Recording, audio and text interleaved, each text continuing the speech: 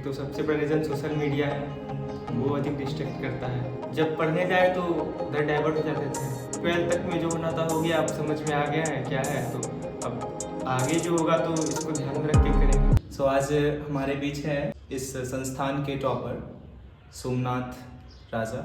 कक्षा 10वीं में भी इन्होंने यहाँ से और अपने विद्यालय से भी +2 स्कूल से टॉप किया था। कितने मार्क्स आए आपके? मेरे 12th में 490 मार्क्स आए थे, 83.8% होते हैं। रिजल्ट से कितने खुश हैं? रिजल्ट से खुश तो नहीं है, एक्सपेक्ट खुद भी अधिक किए थे और बाकी लोग भी हमसे ज़्यादा एक्सपेक्ट किए थे।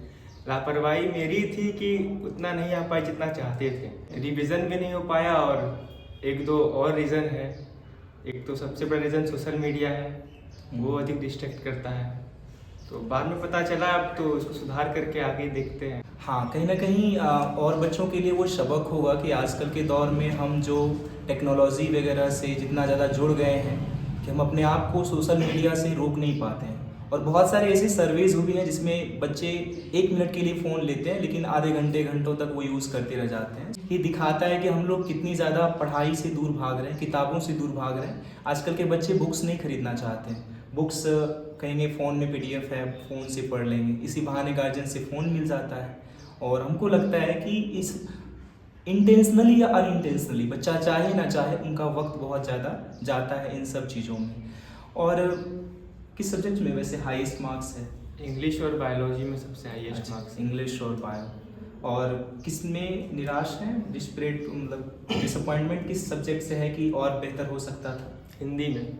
हिंदी को हल्के में लिए थे तो हो गया, हिंदी में सबसे कम आ गया। कितने मार्क्स हैं हिंदी? 75। हाँ, वाकई में बहुत अच्छा हो सकता था ये सब्जेक्ट, क्योंकि आजकल के दौर में जो खास करके अगर बिहार बोर्ड की बात करें तो अच्छे मार्क्स बच्चे लाते हैं। 90+ बहुत ही कॉमन चीज़ है अगर आप 400+ ला रहे हैं तो।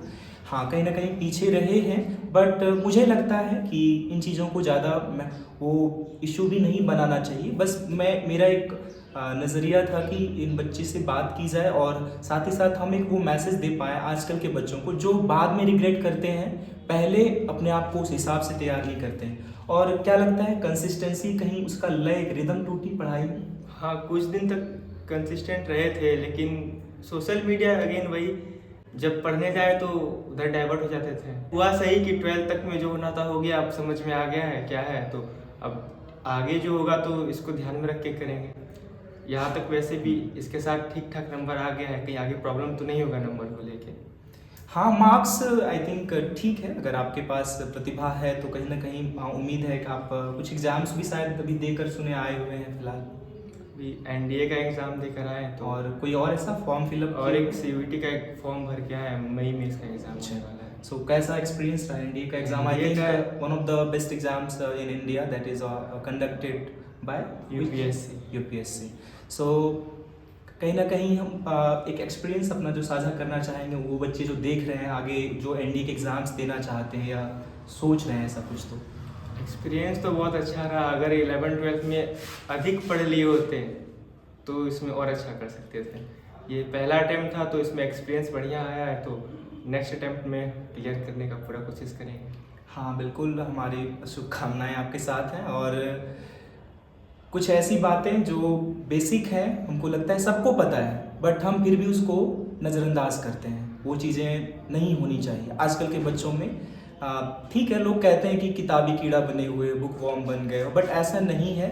कभी बार आपको किताबों से जुड़ना पड़ता है अपने आप को नॉलेजेबल बनाने के लिए, एक बेहतर लर्नर बनने के लिए।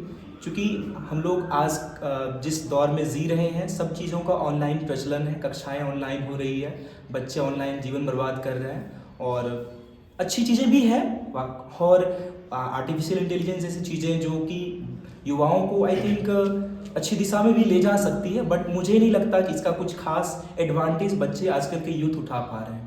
तो क्या लगता है आप, टेक्नोलॉजी क्या कुछ जैसे अफेक्ट कर रही है? AI जैसे चैट GPT है, इसका एडवांटेज तो है, बस एडवांटेज लेने वाला होना चाहिए। जैसे हम अपने 12th के लास्ट में इसका बहुत यूज किए थे, तो हमको लगता है उसके सहारे ही जो अच्छा नंबर आ पाया। और जो पढ़ना था वो डायरेक्शन दिया क्या क्या करना है, और कुछ क्वेश्चन भी सजेस्ट किया, तो मिला के जो भी टीचर्स पढ़ाए, जो भी नोट्स था और जो उसका डायरेक्शन था, सब मिलाकर जो हुआ। और आगे भी देख रहे हैं तो उससे बात करके चलता है पता कि बहुत अच्छा एडवाइस देता है वो। और आखिरी में पूछना चाहेंगे, सफलता का श्रेय किसे देना चाहते हैं, खुद को या परिवार को या गुरुजनों को? खुद को तो बिल्कुल नहीं देंगे, उस लायक है नहीं, जो भी है तो गुरु लोग के बदौलत है। हाँ, ऑब्वियसली पेरेंट्स का भी सपोर्ट मिलता होगा और ये चीज़ें बहुत ज़रूरी भी हैं हमारी लाइफ में। देखिए, यहाँ से आप एक सबक लेकर आगे बढ़ें और जीवन में उम्मीद है कि आप और बेहतर कर पाएँ, एक अच्छे से अच्छे मुकाम पर पहुँचें। धन्यवाद और एक बार फिर से